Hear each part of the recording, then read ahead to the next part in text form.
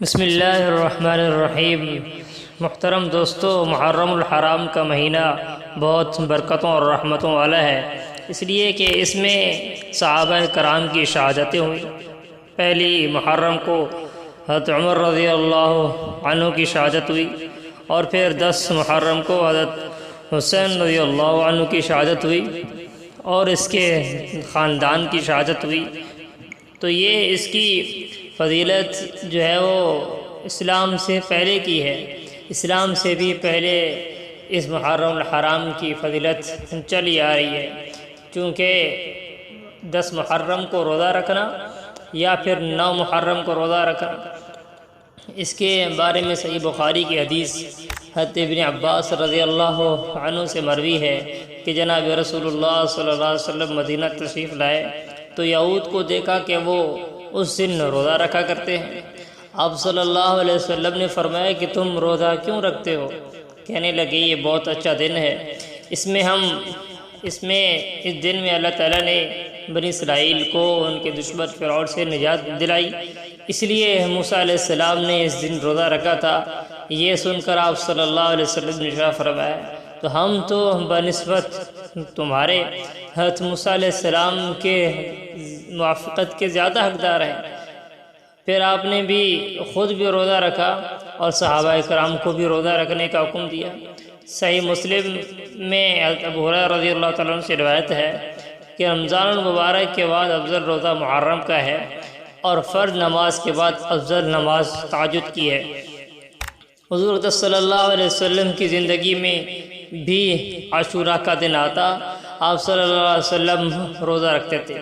وفات سے پہلے جو عاشوراء کا دن آیا تو آپ صلی اللہ علیہ وسلم نے عاشوراء کا روزہ رکھا، اور ساتھ ہی یہ بھی ارشاد فرمایا کہ جب 10 محرم کو عام بھی روزہ رکھتے ہیں اور یہود بھی روزہ رکھتے ہیں، جس کی وجہ سے ان کے ساتھ ہلکی سی مشابہت پیدا ہو جاتی ہے۔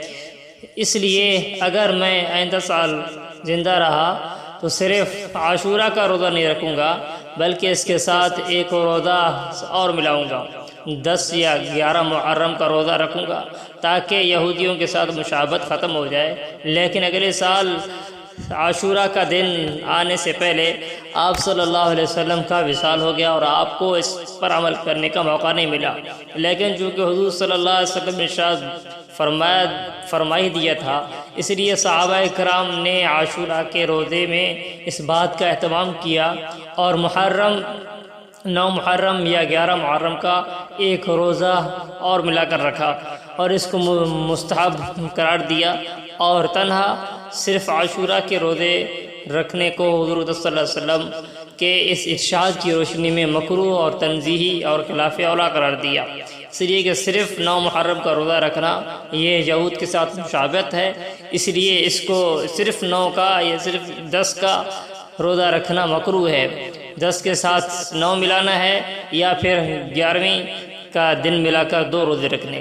رسول اللہ صلی اللہ علیہ وسلم کے اس ارشاد میں ہمیں ایک سبق بھی ملتا ہے، وہ یہ کہ غیر مسلموں کے ساتھ ادنا مشابہت بھی حضور اقدس صلی اللہ علیہ وسلم نے پسند نہیں فرمائی، حالانکہ وہ مشابہت کسی برے اور ناجائز کام میں نہیں تھی، بلکہ ایک عبادت میں مشابہت تھی کہ اس دن جو عبادت وہ کر رہے ہیں اسی دن ہم بھی وہی عبادت کر رہے ہیں۔ لیکن آپ نے اس کو بھی پسند نہیں فرمایا، کیوں؟ اس لیے کہ اللہ تعالیٰ نے مسلمانوں کو جو دین عطا فرمایا ہے وہ سارے دینوں سے ممتاز ہے۔ جب عبادت، بندگی اور نیکی کے کام میں بھی نبی کریم صلی اللہ علیہ وسلم نے مشابہت پسند نہیں فرمائی، تو اور کاموں میں اگر مسلمان ان کی مشابہت اختیار کریں تو یہ کتنی بری بات ہوگی۔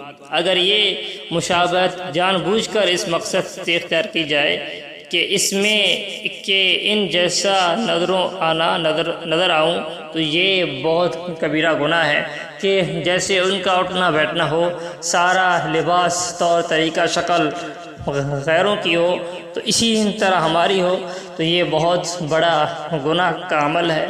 اللہ ہمیں اس سے بچنے کی توفیق عطا فرمائے۔ اللہ عمل کی توفیق عطا فرمائے۔